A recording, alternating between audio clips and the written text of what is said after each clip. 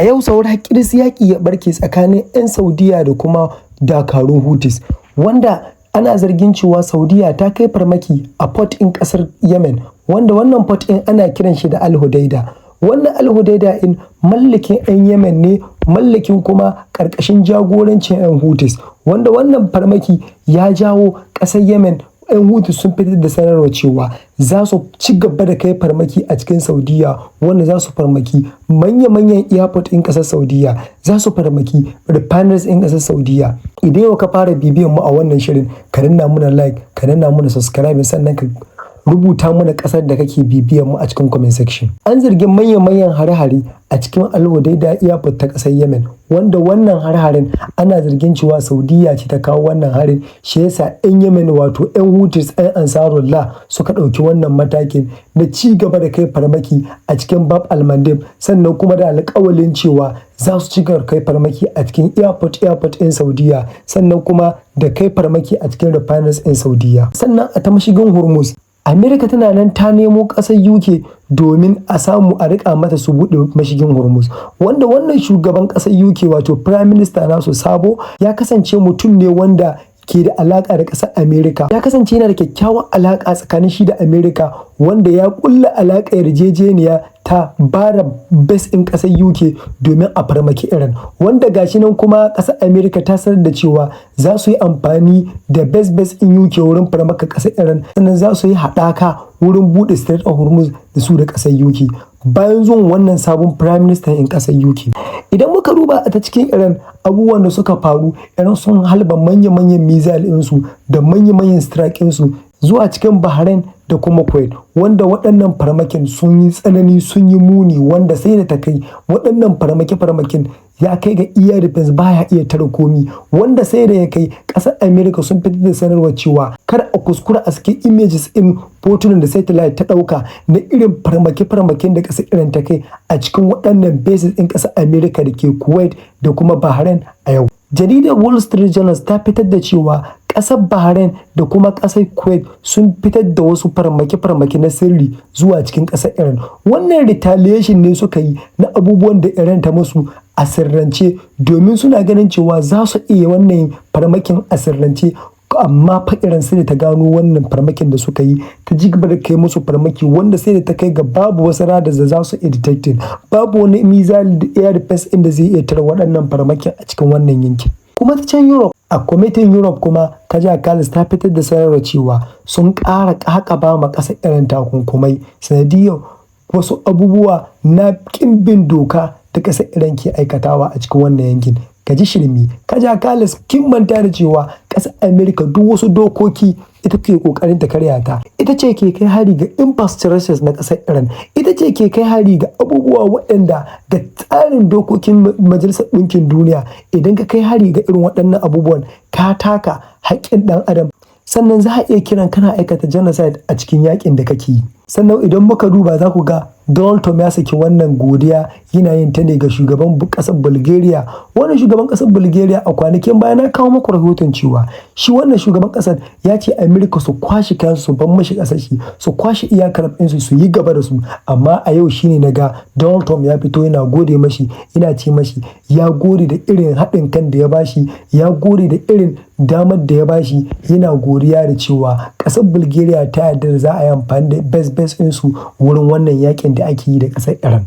Sannan kuma a UK, wannan wuta ce ta tashi a UK, wadda ana zargin wannan wuta irin tsananin tashin da ta yi ana kallon cewa kamar wani strike ne aka kawo a gurin, wanda ba mu tabbatar da me ya kawo wannan sanadiyar tashin wannan wuta ba. Wannan wuta ana zargin cewa strike ne aka yi, a yi strike wurin an kama wurin farmaki, wanda ana kan bincike game da waɗannan abubuwan da suka faru, wanda idan muka tabbatar da abubuwan da suka faru za mu kawo muku a cikin wannan tasha tamu mai albarka ta Bazzi News. Sannan kuma duka a yau an gudanar da taron Shanghai Cooperative Organization, wanda ƙasar Rasha ke jagoranta, wanda an yi shi can a Kyrgyzstan, wanda ƙasar Rasha ta hallara a gurin, wanda mun ga Abbas Arati, mun ga Foreign Minister Sergey Lavrov, mun ga Abbas Arati, sannan mun ga Foreign Minister na ƙasar China Wang. Waɗannan Foreign Minister sun samu ganawa ta sirri a cikin wannan taron, wanda wannan taron haɗin gwiwa ce ta ƙasar Rasha wadda take ƙirƙirar shi a gurare daban-daban, wanda an yi wani a baya a China,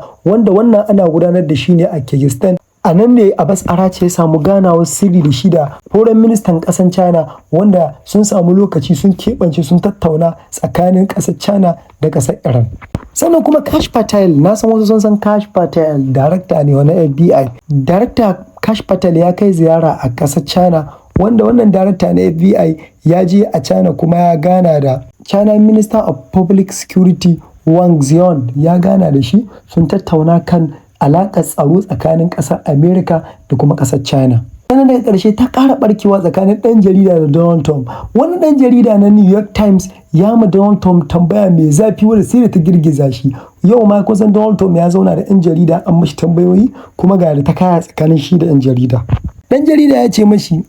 kana ta faɗin cewa za ka farmaki Iran, za ka farmaki power plant ɗinsu da gadojinsu, sannan kuma waɗannan abubuwan da kake ƙoƙarin ka farmaka, duniya ta tabbatar da cewa waɗannan irin abubuwan da idan mutum ya farmake su a cikin yaƙi ya aikata laifi a cikin yaƙi, wato war crime. Ya ce, shin za ka aikata abun da kake tunanin za ka aikata ne? Sai Donald Trump ya bashi ansa, yake ce mashi, ya ce ba zan baka ansa wannan tambayar ba, da farko kai dai wane ne? Sai ɗan jarida ya amsa yake cewa ni ɗan jaridar New York Times ne. Ya ce, ai ko da mun nayi tunanin hakan za ta faru.